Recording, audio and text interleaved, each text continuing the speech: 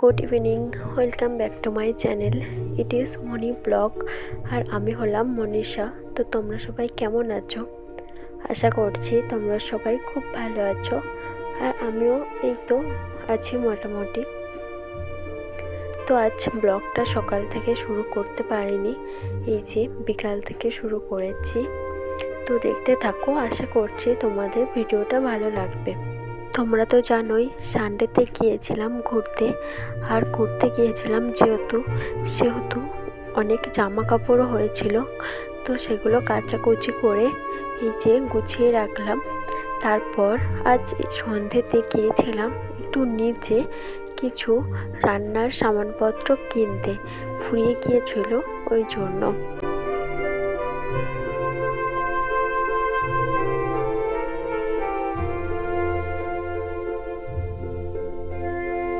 ওই সমস্ত জিনিসগুলোই বার করে রাখছিলাম চিক থেকে বয়ানে ভরবো বলে। আমাদের মতো গৃহবধূদের যতই মন খারাপ হোক আর শরীর অসুস্থই থাকুক না কেন, তবুও কোথাও গিয়ে আমাদের সংসার সামলানোর এই দায়িত্বটা যেন থেকেই থাকে। তো যখন মন খারাপ হবে তখন দেখবে তুমি বেশি বেশি করে কাজ করবে, তাহলে কি হয়, মনটা খারাপ হয় না আর ওই যে কাজগুলো পরিপাটি থাকে। আমি তো ওটাই করি, যখন আমার মন খারাপ হয় তখন আমি বেশি বেশি করে কাজ করি, যাতে মনটাও অ্যাক্টিভ থাকে আর আমার ঘরের সমস্ত কাজও সুন্দরভাবে হয়ে যায়। তো এই যে আমি সমস্ত কিছু এক এক করে বয়ামে ঢেলে নিচ্ছি। তো দেখো, এই যে মুগ ডাল, আর আমি না এই ডাব্বাতে সমস্ত ডাব্বাতেই একটা করে চামচ দিই।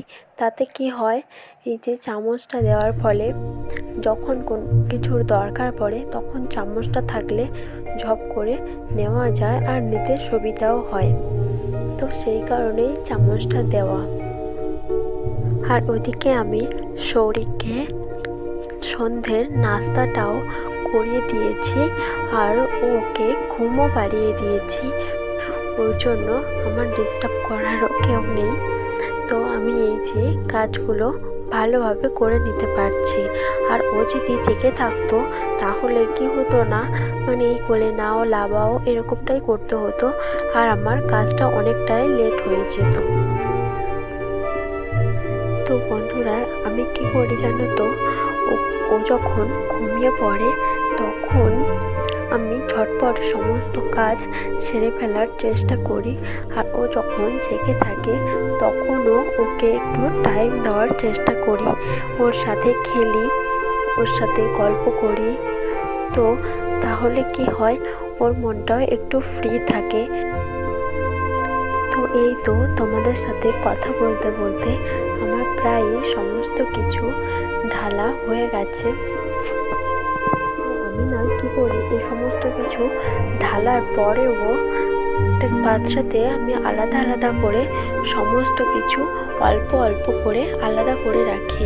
কারণ কি হয়, বৃহস্পতিবারে আমরা যেহেতু নিরামিষ খাই, সেহেতু এই যে সমস্ত কিছু ঠেকাঠেকি আমার না ঠিক পছন্দ হয় না।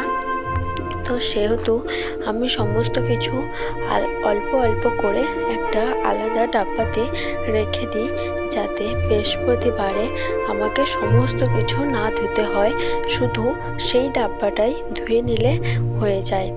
তো তোমরা কে কে আমার মতো এভাবে রাখো, তো আমাকে একটু কমেন্ট করে জানাবে।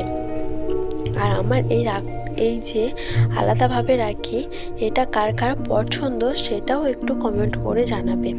তো এই যে এই ডাব্বাটাতে আমি সমস্ত কিছু একটু একটু করে আলাদা করে রাখি, আর এটাই আমি সবসময় ব্যবহার করে থাকি।